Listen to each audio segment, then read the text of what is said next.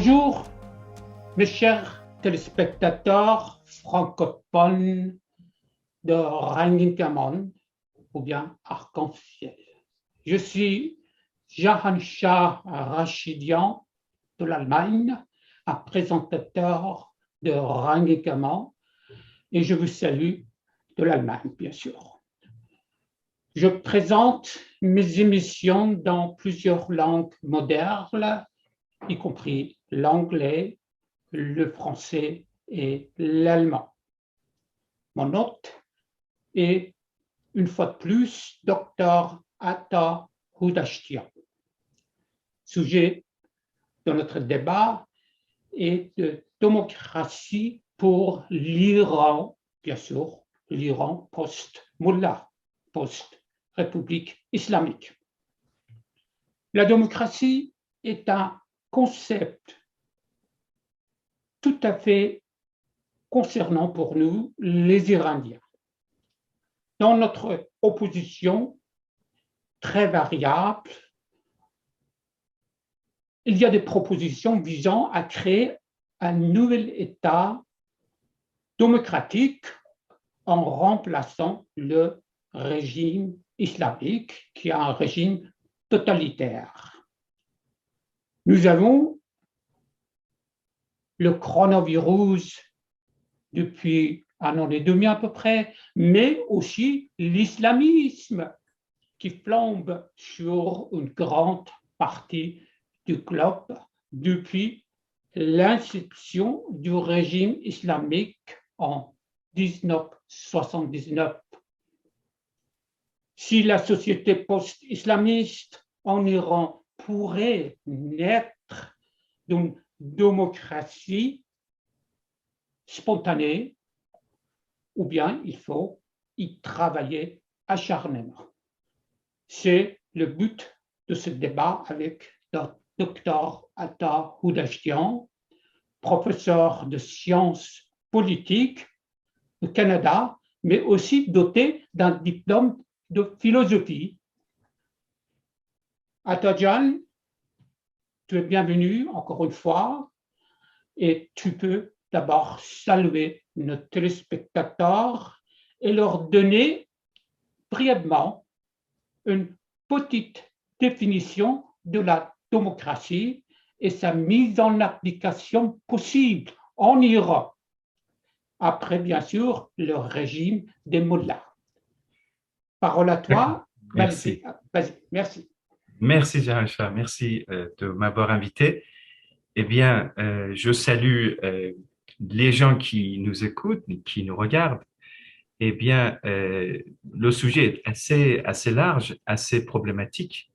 Comme nous pouvons comprendre, l'établissement d'une démocratie dans un pays comme l'Iran, ça va pas être très facile, ni en pratique, ni en théorie.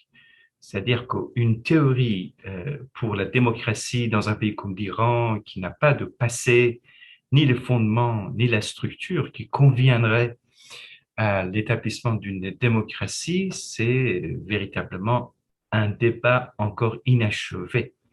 On n'a pas un projet pour cela. Mais il y a différentes versions de démocratie. Effectivement, chez les démocrates, chez les libéraux, parmi tous ceux qui suivent l'opposition iranienne contre le régime actuel en Iran. Et donc, la compréhension de cette démocratie aussi, c'est un problème assez majeur. Comment comprendront la démocratie? Comment faut-il comprendre? Faut-il décrire la démocratie? Et pour ma part, avant d'entamer le débat concernant le fondement même de la démocratie, d'un point de vue social, politique, philosophique, etc., quand on pense à l'Iran, on s'aperçoit que la situation actuelle ne nous permet pas véritablement de penser à une démocratie en tant que telle, mais d'un établissement d'un régime sur le fondement sur la base d'une constitution légale et démocratique. C'est-à-dire qu'encore la société, les institutions, l'éducation restent encore des travaux à achever. Donc, une démocratie qui va être, dans un premier temps, une démocratie immature. Le régime du Shah, le régime de Pahlavi, c'était un régime, malgré tous ses défauts, effectivement, un régime qui fondait ses actions sur la base du besoin du pays, effectivement. Bon, parfois, ces besoins n'ont pas été autant bien perçus, compris, etc. Mais le régime actuel fonde ses actions sur la politique étrangère, sur sa politique étrangère. Donc, le côté étranger prédomine sur poser ou fonder toutes ces opérations sur la base de la nécessité intérieure, même si c'est parfois pas bien appliqué, pas bien perçu, pas bien réalisé, effectivement, mais voilà la différence. Tandis que quand on parle de la démocratie, dans un premier temps, c'est les nécessités intérieures qui dominent. C'est le besoin d'un changement positif vers la société, vers le peuple, vers le besoin de la société d'un point de vue rationnel et non pas sur la base des nécessités individuelles, les intérêts des individus, mais sur l'ensemble de la société. Mais là, maintenant, on parle effectivement de ce que c'est cette démocratie, puisque on parle de la démocratie d'un point de vue théorique qui n'est pas autant l'objet de cette discussion, mais on parle de la démocratie d'un point de vue pratique, mais aussi historique. Et de ce point de vue-là, nous avons probablement deux versions, ou deux côtés de la démocratie. On peut parler de la démocratie politique, un côté. D'un autre côté, on peut parler de la démocratie sociale. Quand on parle de la démocratie politique, évidemment qu'il va y avoir plusieurs volets à discuter, à considérer. La démocratie qui voulait dire que voilà là, une diversité de points de vue sont considérés, diversité d'opinions sont considérées, sont comptées, sont respectées. Cette multiplicité, c'est le fondement même de la démocratie. Cette multiplicité, ça traduit dans le domaine politique à travers la multiplicité des partis politiques, c'est-à-dire ce qu'on appelle en sciences politiques le multipartisme. C'est ça le fondement de la démocratie, l'existence de différents courants politiques, l'existence de différentes organisations politiques, l'existence de différents partis politiques qui permettraient que la société puisse un peu respirer et avoir une multicouleur dans sa présence. C'est une société démocratique, c'est une société nécessairement multicouleur. Alors maintenant, quand je parle de couleurs, je ne parle pas des races, je parle de différents courants politiques, courants bien sûr. démocratiques, libéraux, communistes, etc., nationalistes, tous ces courants sont acceptés. Pluraliste démocratique. Voilà, même le gouvernement les encourage. Voilà le premier point. Donc, le premier élément de la démocratie, quand on parle de l'intérêt national et non pas intérêt étranger, l'intérêt national, c'est qu'on permet à tous ces courants internes nationaux de s'exprimer. Deuxième élément qui est très important, c'est que toute démocratie qui, pour ma part, devrait être considérée comme démocratie, donc plutôt historiquement européenne, c'est ça qui est la base ou l'origine de la démocratie, devrait être fondée sur l'individualisme, que cet individualisme se traduit en économie comme le marché libre dans lequel tout le monde pourrait participer, tout le monde pourrait prendre part, dans une concurrence relativement libre.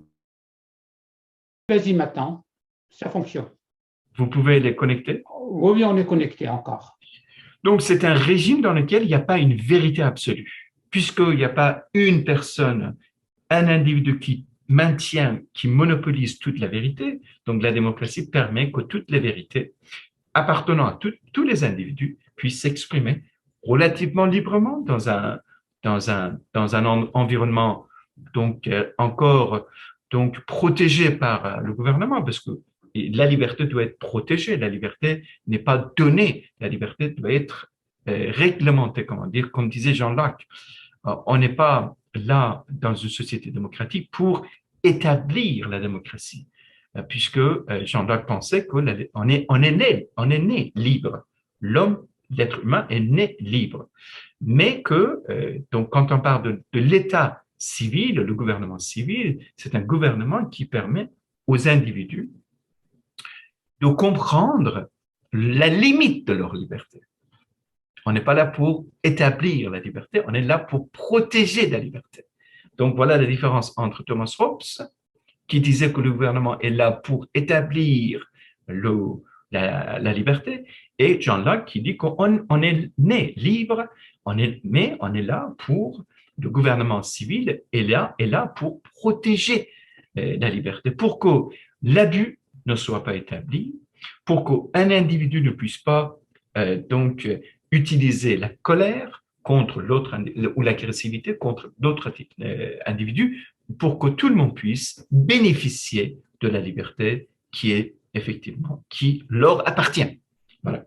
Donc, ça correspond effectivement à ce que Kant disait par rapport à la liberté. Ma liberté s'arrête là où ta liberté commence. C'est-à-dire que je dois comprendre la limite de ma propre liberté. C'est ça qui est véritablement le sens de la démocratie. Maintenant, on dit que l'individu comme deuxième élément, après le multipartisme, c'est un individu qui a sa propre vérité, qui s'exprime dans une société où l'État, la loi, la Constitution et les institutions permettent à cet individu de s'exprimer. Tout ça, c'est évidemment dans la théorie, mais aussi dans la pratique, dans les sociétés donc démocratiques. On voit relativement tout ça établi, relativement.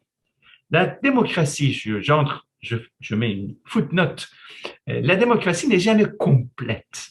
On n'a pas une démocratie parfaite.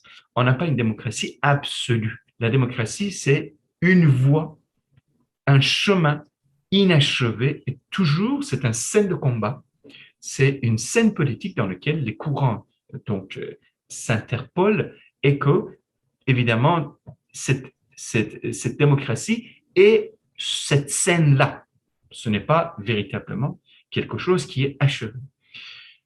Au troisième élément de la démocratie, évidemment, on pourrait effectivement parler, puisqu'on parle de l'individu, on parle des élections, de la compétition libre entre les individus. Encore une fois, je rappelle, et ça c'est dans le domaine de la politique, mais aussi dans le domaine de l'économie. C'est très important.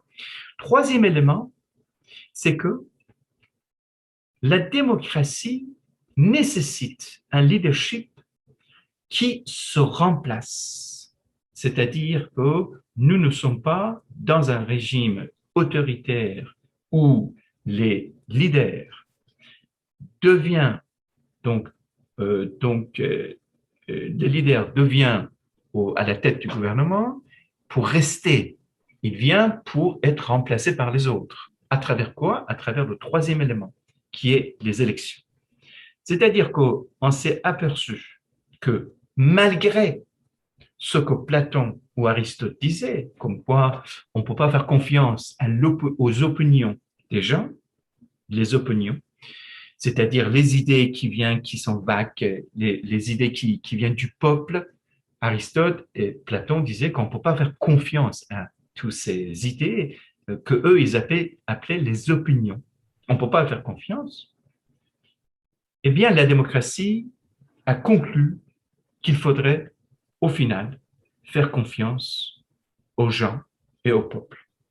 Platon disait évidemment, que le peuple, les gens ordinaires qui vont voter, n'ont pas accès à la vérité, puisque la vérité leur dépasse. La vérité est conçue, aperçue, comprise par uniquement les philosophes, et que les philosophes peuvent véritablement comprendre la vérité, et c'est eux qui doivent gouverner. Voilà. Donc, La démocratie dépasse ces idées, rejoint la démocratie de Périclès de 4 siècles, 400 avant notre ère, rejoint cette démocratie, mais dépasse aussi un certain nombre d'éléments de cette démocratie, c'est-à-dire de la démocratie de Périclès. La démocratie de Périclès était véritablement sur la question de rhétorique, c'est-à-dire une démocratie qui était fondée sur les orateurs. Et les orateurs peuvent évidemment, alors, dans cette période-là, la période des sophistes, à l'époque de la démocratie athénienne, c'était une démocratie qui était fondée sur les orateurs qui dit mieux pourrait évidemment gouverner. Voyez-vous? Donc, j'ai dit, notre démocratie dépasse cette démocratie aussi parce que cette démocratie, la nôtre, aujourd'hui, telle que nous voyons à notre époque dans les pays occidentaux, va au-delà de la parole, puisqu'il s'adresse évidemment de temps en temps aux élections. Il y a les élections aussi. Il y a les élections, il y a dans les élections une punition qui vient du peuple. Donc, c'est-à-dire que les leaders, tous ceux qui agissent pas correctement, tous ceux qui sont dans la corruption peuvent être punis par le peuple lors des élections. Mais les élections, c'était évidemment, d'une part, c'est des élections officielles, c'est-à-dire tous les 4 ans aux États-Unis, tous les 6 ans, 7 ans en France, etc. 5 ans. Maintenant 5 ans. Maintenant 5 ans. Et auparavant, c'était 7 ans. Auparavant, voilà, c'était 7 ans, c'était maintenant 7 ans, c'est 5. à mon époque, quand j'étais en France. Et que aujourd'hui, ces élections qui sont donc périodiques, aujourd'hui, grâce à des réseaux qui sont partout, grâce à l'Internet, grâce à ce monde qui est le monde des réseaux en parallèle avec le monde de tous les jours, ce monde virtuel accentue l'accès du peuple à des gouverneurs, à des leaders. À travers quoi? À travers leurs opinions.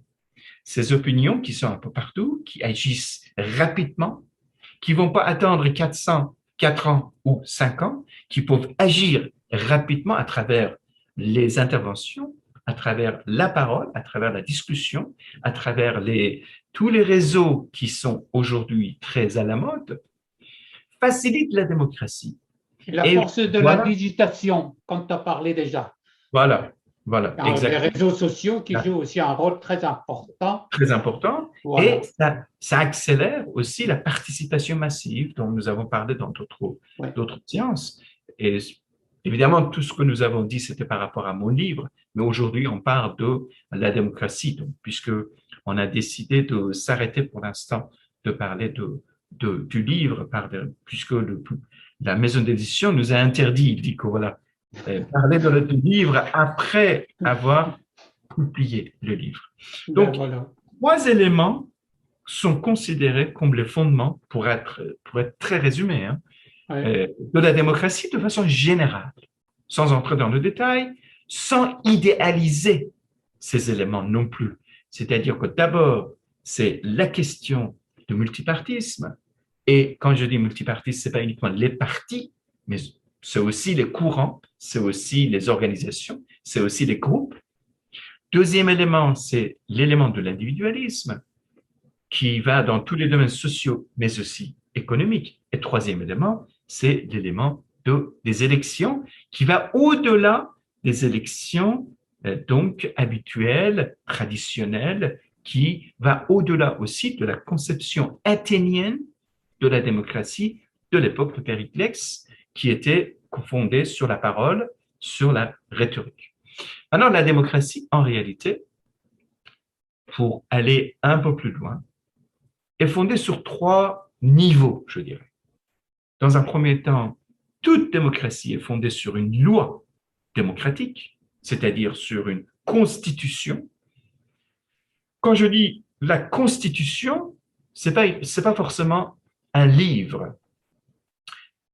Ici, la constitution, c'est un certain nombre de règles, puisqu'il y a des pays démocratiques qui sont très démocratiques d'ailleurs, qui n'ont pas de constitution, comme l'Angleterre qui n'a pas de constitution, ou la France qui a la constitution.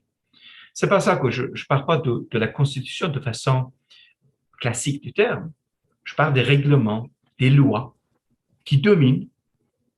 Donc, l'action de l'homme, l'action de l'être humain, je me corrige quand je dis l'homme, je parle l'homme, donc en général, évidemment, l'être humain, doit être dans le cadre de la loi qui est établie par donc des représentants du gouvernement, du peuple, pardon, et que ces représentants, dans les institutions, agissent, devraient agir, en théorie, dans le sens de l'intérêt du peuple, l'intérêt de la société.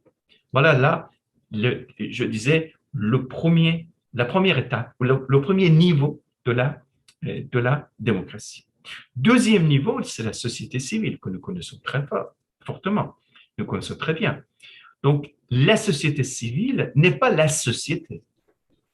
La société civile, ce sont des groupes ou des groupements sociaux qui sont un intermédiaire entre la société, dans un sens large, si on imagine la pyramide de la société, donc c'est la société civile, c'est l'état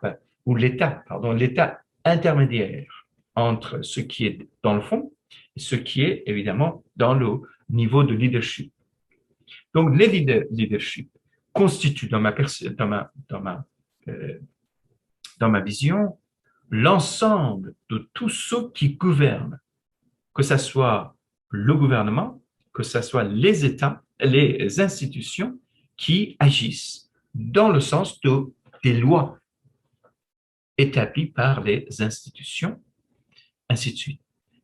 Donc, le deuxième niveau, c'est la société civile. En anglais, on appelle ces groupes-là, les groupements, interest group. Ce sont des syndicats, ce sont des associations, ce sont tous ceux qui peuvent agir, mais qui ne sont pas nécessairement dans le sens du gouvernement. Voilà le problème. C'est là où je vais un petit peu faire référence à la question, à la situation de l'Iran, par exemple, comme un pays exemplaire qui n'a pas tous ces niveaux. Je reviendrai là-dessus. Le troisième niveau, c'est la société dans sa grande largeur, à un niveau assez large. Tous les membres de la société ne sont pas membres de la société civile nécessairement. La société civile, c'est organisé. La société civile a des représentants, a des porte-paroles, pas un porte-parole, chaque groupe évidemment. Donc, par exemple, si tu me demandes où est-ce que je classifie les intellectuels sont tous ceux qui peuvent formuler des idées, formuler des pensées, qui peuvent parler, tandis que la société, un ouvrier peut-être n'arrive pas à formuler ses idées correctement. Donc, un intellectuel a accès au langage. Il a une possibilité rhétorique pour exprimer les idées, formuler des idées. Donc, des intellectuels, en quelque sorte, appartiennent à des sociétés, soi-disant, qui est inspirée de rationalisme, qui est inspirée de rhétorique, qui est inspirée de la démocratie, de façon générale.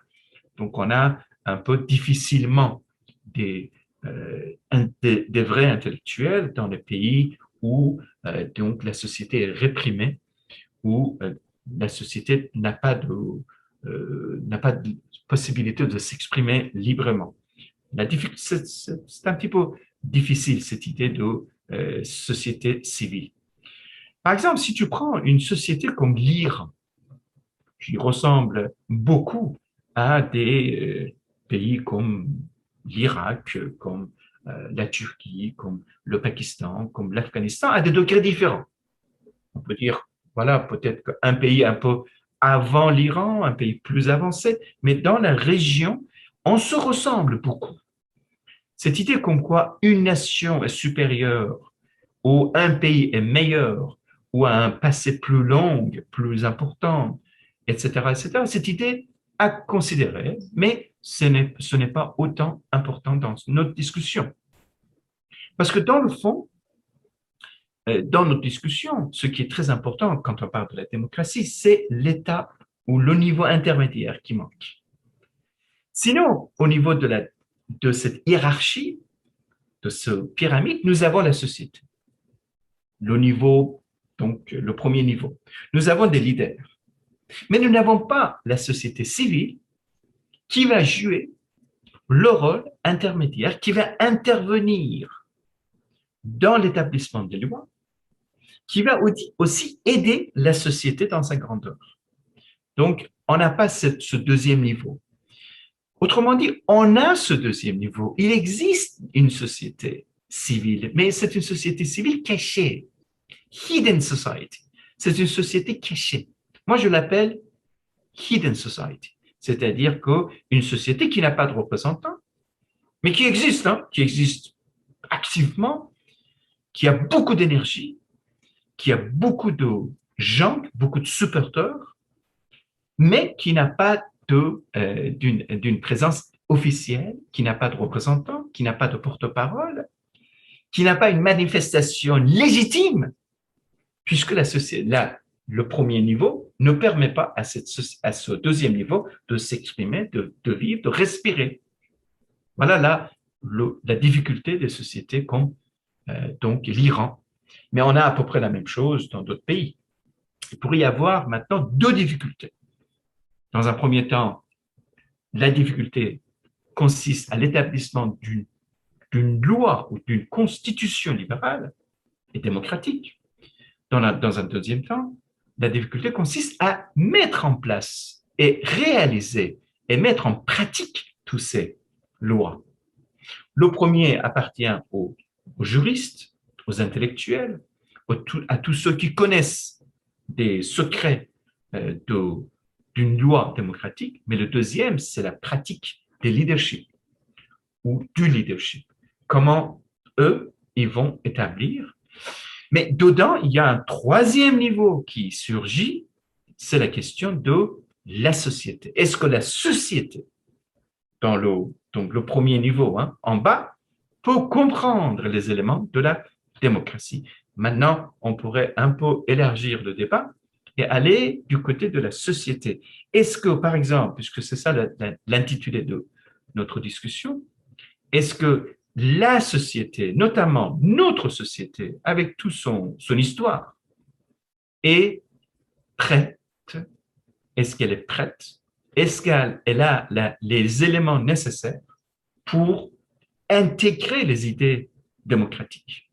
Donc là, on parle un peu moins de la démocratie politique dans ma classification que j'ai donnée au début de ce débat, mais peut-être que maintenant, c'est le temps de parler de la société, c'est-à-dire du côté de la démocratie sociale. Démocratie sociale n'est pas uniquement la loi, c'est plutôt une mentalité.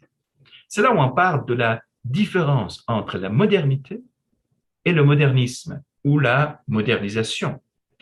Je me souviens que j'ai publié mon deuxième livre, peut-être il y a 18 ans, 20 ans, et ce livre s'appelait La modernité et la mondialisation, et l'Iran, donc, à l'époque. À l'époque, ce livre était un livre qui définissait d'abord la modernité, parce que ça faisait partie de ma thèse de doctorat également, et que par la suite, ce livre tentait de diviser en quelque sorte ou différencier la modernité, le modernisme et la modernisation.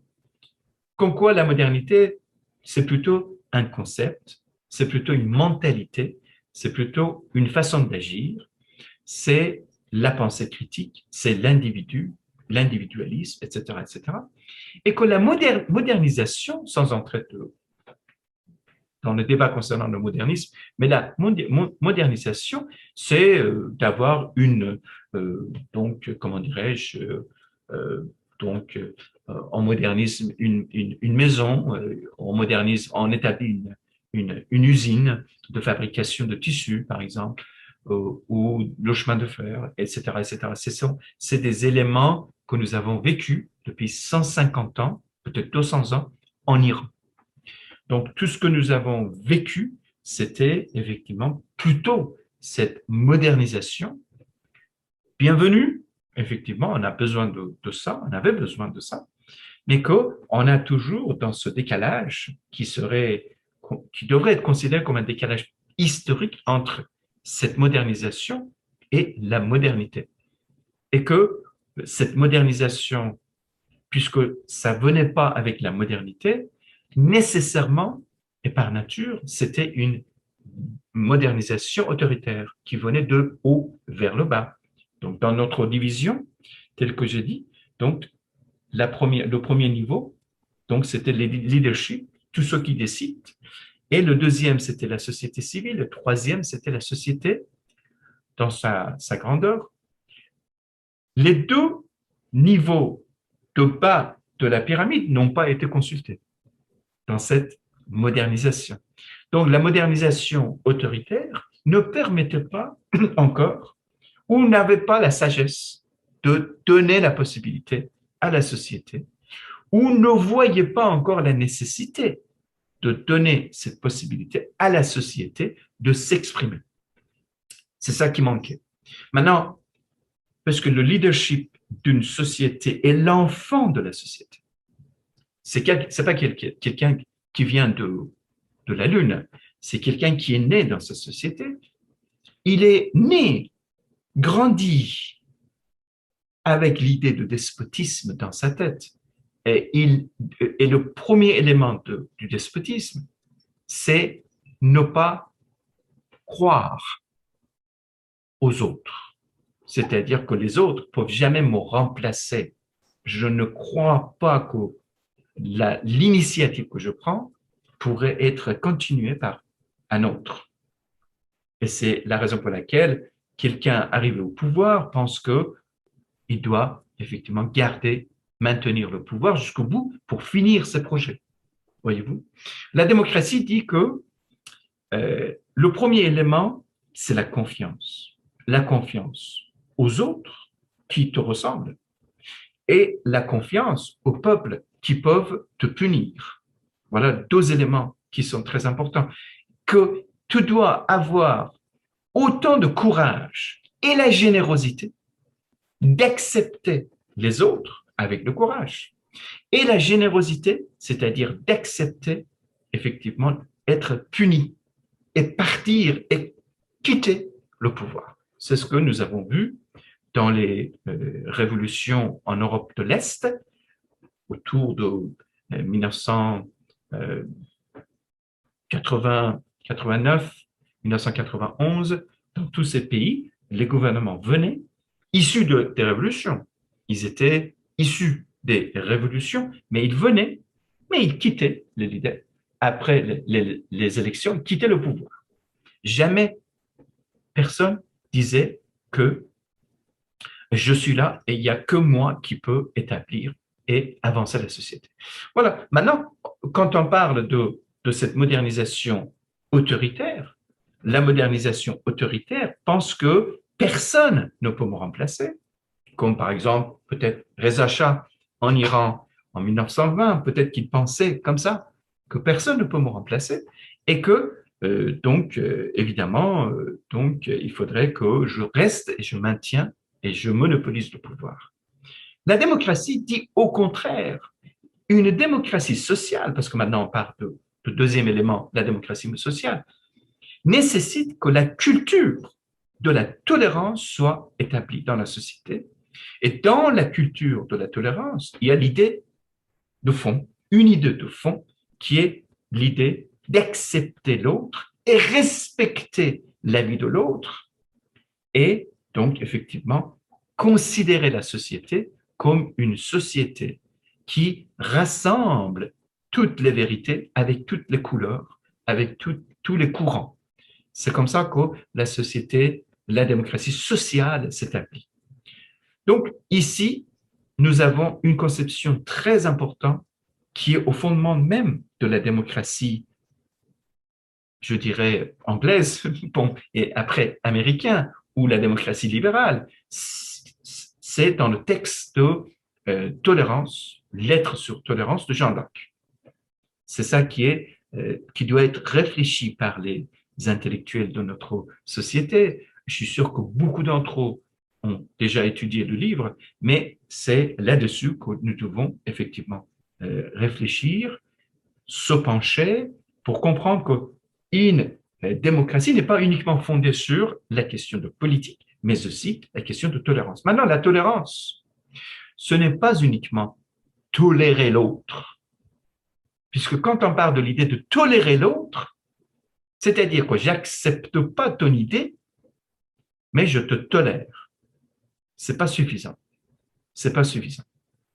Tu me permets que je fais une révision de l'époque de John Locke et dans la confrontation entre Hobbes et John Locke, parce que nous sommes en 1600 ou je dirais 17e siècle, fin du 16e siècle, lorsque Thomas Hobbes pensait que pour unifier la nation, il faut une religion. Pour unifier la nation, il faut une religion. Donc, l'unicité de la religion, c'est l'unicité donc l'unité plutôt de la nation. Donc ça, c'était. Jean Locke disait que la diversité de la religion n'est pas du tout contraire à la société. Or, la nation devrait maintenir dans son sien cette diversité multicolore. Et ça n'a pas d'importance si jamais quelqu'un dit quelque chose contraire à notre avis, qui tient à une autre religion. Ce n'est pas du tout un problème. Tout simplement, il faut comprendre, dialoguer avec les autres. Et dialoguer, c'est le fondement de la tolérance. Quand tu dialogues, c'est-à-dire tu réserves une place pour sa vérité. Tu ne tolères pas. Tu penses que peut-être que dans ce qu'il dit, lui, l'autre, une vérité pourrait exister. Donc, puisque tu dis parce que l'autre pourrait avoir une partie de la vérité, tu accepterais que peut-être tu fais une erreur, que tu pourrais reculer, tu pourrais reconsidérer ta propre vérité, et que là, ça te met dans une circonstance de changement perpétuel. Or, la démocratie, c'est le changement perpétuel. Je me souviens quand je faisais ma thèse, j'étudiais le livre de l'introduction à la démocratie, l'introduction à la modernité de Lefebvre. Je pense que c'était Jean Lefebvre. Je ne me souviens pas son nom parce qu'il y a plusieurs Lefebvre. C'est celui qui est sociologue, qui a beaucoup travaillé sur la société, donc les changements sociaux, etc., etc. Mais le livre a été publié dans les années 60 en France.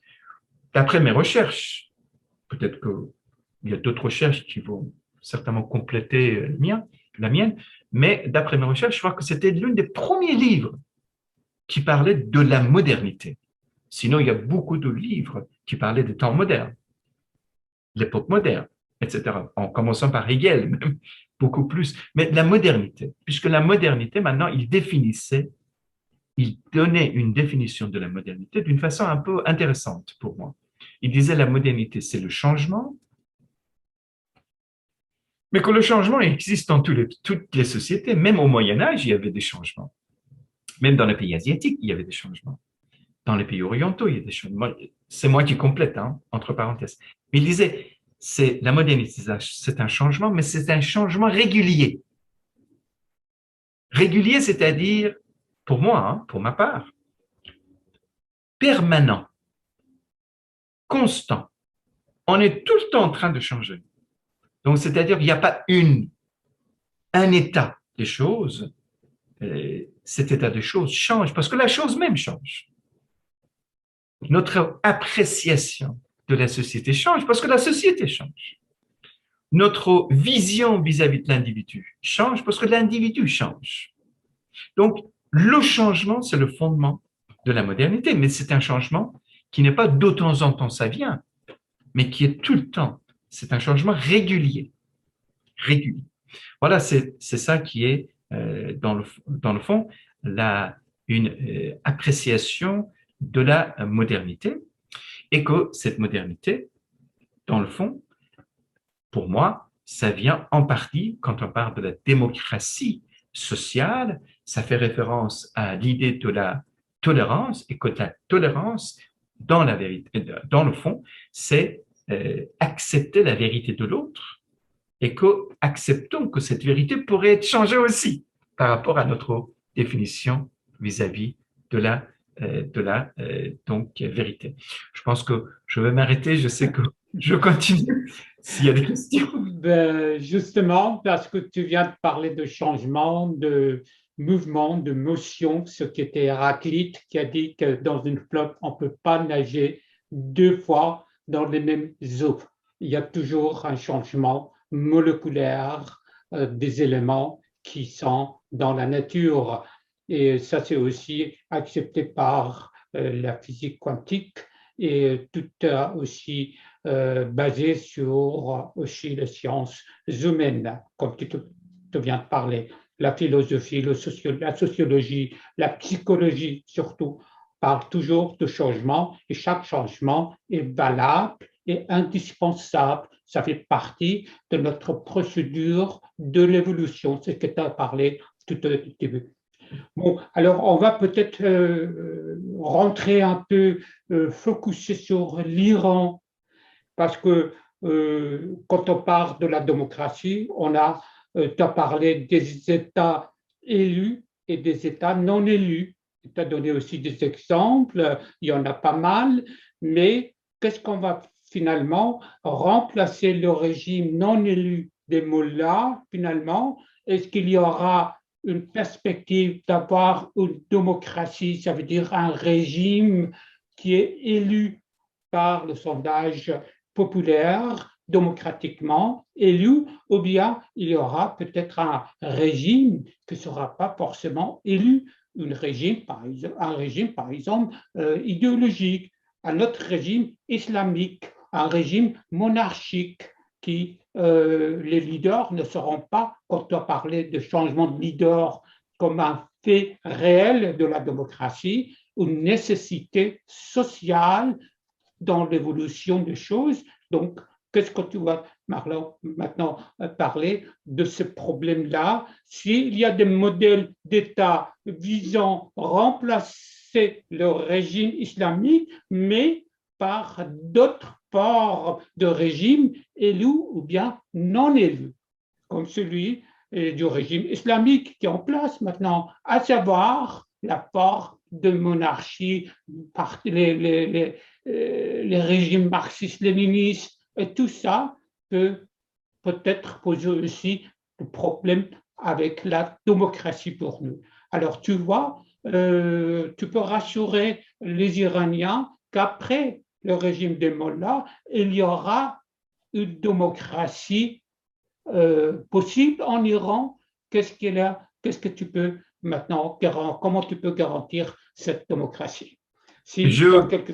Tu ne peux je pas garantis, garantir, je sais, mais tu peux je encourager garantis pas du cette... tout. Et je garantis pas du tout, d'autant plus que non seulement je garantis pas du tout, je pense que après ce régime, euh, si jamais le départ serait facile, nos difficultés commencent. Nos difficultés commencent, c'est-à-dire que euh, il va y avoir un régime ou un pays, je dirais, en état de ruine établi par ce régime. Le régime a vidé les poches et détruit les ressources naturelles, mais Mhm. aussi les ressources, donc les ressources humaines.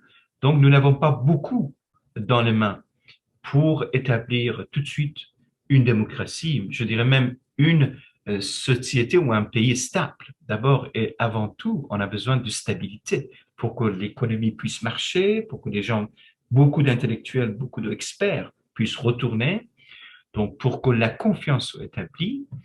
Et la stabilité va prendre beaucoup de temps. Dans un premier temps, non seulement je garantis pas, mais aussi je pense que l'établissement de la démocratie dans un pays comme l'Iran, ça va être extrêmement difficile et ça va être avec beaucoup trop tard. Mhm. Au contraire, je pense que le cœur intellectuel et le corps, je dirais, des élites, comment dirais-je, des élites qui ne sont pas élues, des élites, c'est-à-dire l'opposition de ce régime. Au contraire, je dirais, par contre de ce que je pense par rapport à l'impossibilité d'établir une démocratie en Iran, tout de suite. Au contraire, je pense que maintenant, le corps des élites qui existent aujourd'hui en Iran est tout à fait disposé pour mettre en place une loi et une constitution démocratique. Voilà ce que nous avons besoin, dans un premier temps. Je pense que dans un premier temps, et ça pourrait être facilement établi, on a besoin d'un assemblée qui serait l'assemblée constituante, donc avec évidemment une direction pour établir et mettre en place une constitution. Maintenant, à quel point la constitution pourrait être mise en place, ça c'est un problème majeur. Pour que la constitution démocratique soit mise en place, on a besoin d'un État, d'un gouvernement et une armée qui pourrait maintenir la sécurité.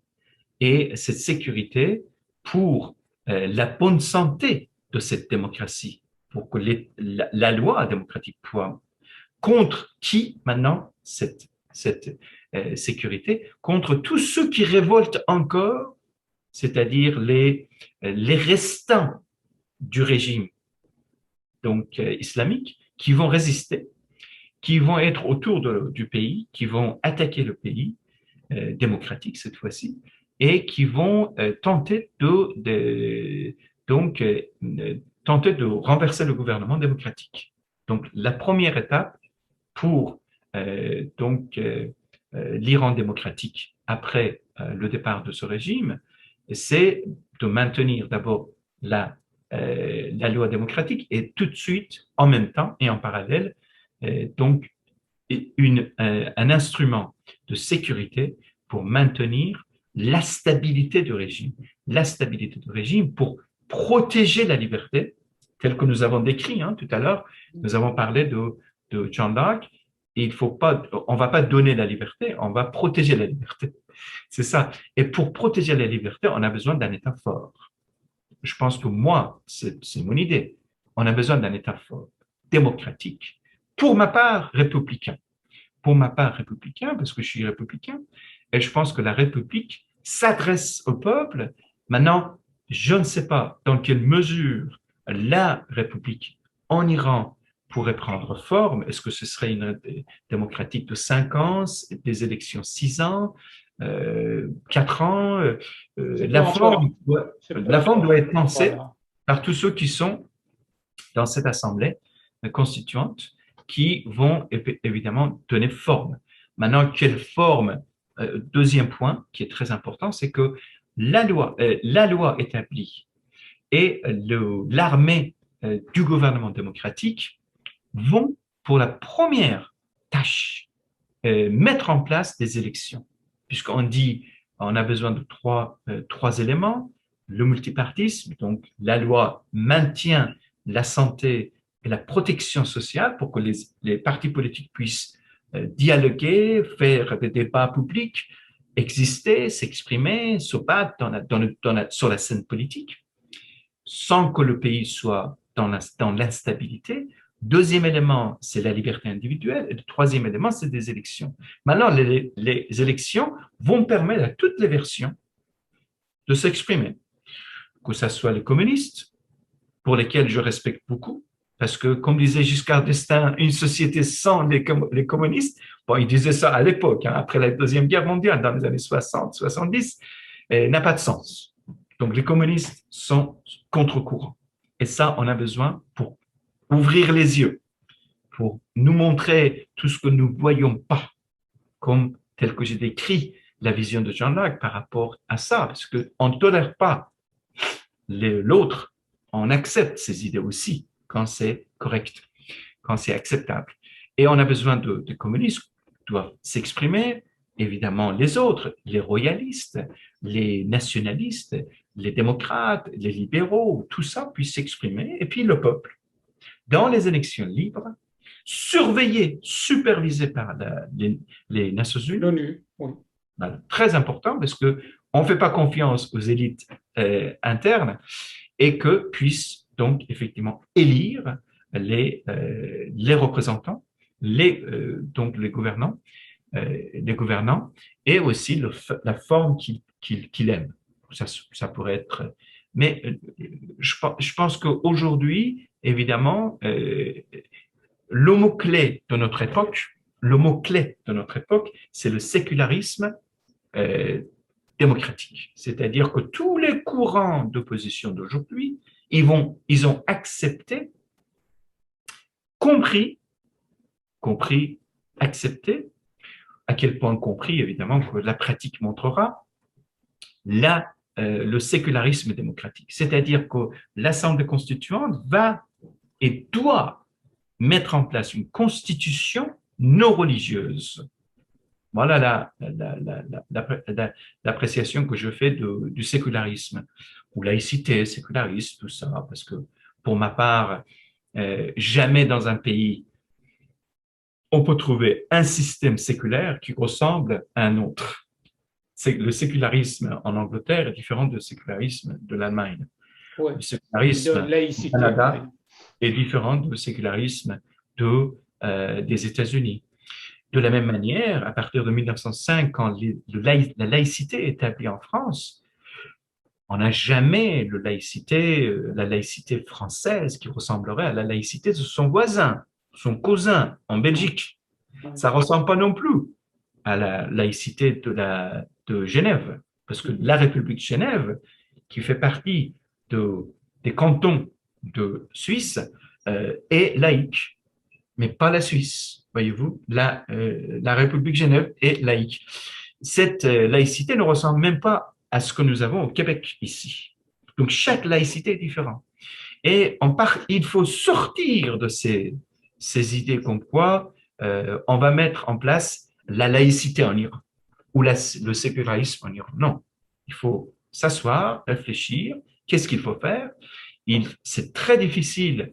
Il faut considérer toutes les valeurs de cette société en dehors de la République islamique et comprendre que cette société a ses propres particularités et il faut considérer la loi de futur tout en, évidemment, prenant compte des valeurs de la société actuelle. Ça veut dire la laïcité, quand on parle en France, c'est la laïcité qui ne correspond pas forcément au sécularisme, mais c'est une étape un peu plus avancée et plus engagée. Alors parce que nous avons le coronavirus sur une grande partie du globe, mais nous avons aussi le moulavirus depuis 43 ans en Iran, qui a fait beaucoup de problèmes, pas seulement pour nous, mais aussi pour la région et le monde entier. Donc, nous sommes concentrés sur d'abord une solution valable, démocratique, laïque et méritoire pour notre peuple qui se battent pour un tel régime depuis 43 ans et qui sont aussi un symbole de la lutte démocratique et laïque dans la région. Donc, s'il y a une renaissance dans le monde islamique, ça commencera sans doute de l'Iran. Bon, merci, on est arrivé à notre terme. Dernier mot de conclusion, si tu en as encore quelques mots à dire. Vas-y. Non, c'est tout simplement la conclusion, c'est que, bon, pour résumer de ce que nous avons dit, aujourd'hui, nous avons parlé de la possibilité de la démocratie en Iran, mais avant cela, nous avons donné quelques indices de ce que c'est la démocratie et comment la démocratie doit être comprise et que nous avons parlé de l'aspect politique et social et nous avons parlé des obstacles qui sont à l'heure actuelle en Iran aujourd'hui et donc ce qui manque effectivement. Et donc voilà, donc je pense que pour cette séance-là, c'est largement suffisant. C'est bien. Bon, nos institutions démocratiques doivent agir pour que la morale et les lois, comme tu en as parlé aussi, soient une composante inséparable de la société démocratique et que la pensée machiavélique ne soit pas encore là, ce qui était en Iran depuis, je crois que depuis des siècles. Depuis des siècles, cette idée était, bon, c'est pas une idée morale, ne donne pas un horizon de démocratie, de laïcité et de l'égalité. Bon, merci encore une fois à toi, John. Je suis vraiment fier de t'avoir peut-être la prochaine fois. On en parlera encore sur ce problème-là et on va plutôt rester sur le problème de l'Iran, l'opposition, les idées démocratiques et non démocratiques dans notre opposition et que les forts d'État qui vont peut-être ambitionner pour l'Iran libre. Ce sont aussi des thèmes, des thématiques qui peuvent être vraiment débattues, qui peuvent être aussi discutées ici avec nous deux. Bon, merci et puis à la prochaine fois. Merci à toi. Merci beaucoup. À Et la prochaine. merci beaucoup nos téléspectateurs de Rangin Kaman qui ont écouté, qui ont regardé Atta Hudashtian, qui a parlé avec une grande souveraineté sur les problèmes de démocratie et nos problèmes actuels en Iran et dans le monde entier. Merci et à la prochaine fois.